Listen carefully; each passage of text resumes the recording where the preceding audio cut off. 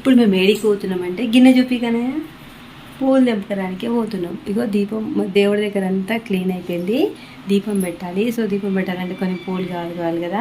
మా ఇంటి దగ్గర ఒక చెట్టు ఉంటుంది, అని ఇంతకుముందు గన్నేరు పూల చెట్టు మీకు చెప్పినా కదా. సో అందుకని ఆ పూలు తెంపడానికి పోతున్నాం. నేను అశ్విక్ నేను పొద్దున్నే లేచి ఇంట్లో పని అంతా చేసుకున్నాను. అశ్విక్ మాత్రం ఇప్పుడే లేచింది అనమాట.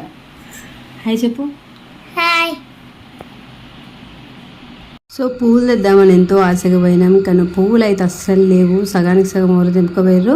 కానీ ఫైనల్గానైతే అప్పుడే ఇచ్చుకొని మొగ్గలు అయితే మాకు కొన్ని దొరికినాయి. ఎన్నో పూలు దొరుకుతాయని పోయినాం. ఫైనల్గానైతే కొన్ని దొరికినాయి. పర్వాలేదు, మా చిన్న చిన్న విగ్రహాలకైతే పెట్టేస్తాము, బుడ్డ దేవుళ్ళకి అన్నట్టు పోయినాం. ఆల్రెడీ నా దగ్గర పూలు ఉన్నాయి. కాకపోతే ఈ పూలు ఏంటంటే కొంచెం గన్నేరు పూలు కదా, మనం చెట్టు మీద కింద తెచ్చింది అది వేరు ఉంటుంది కదా అన్నట్టు, మా ఇంటి కిందనే ఉంటాయి. సో అందుకు వెళ్ళినాం. బట్ పూలు ఎవరో తీసుకుపోయారు. అసలు ఈ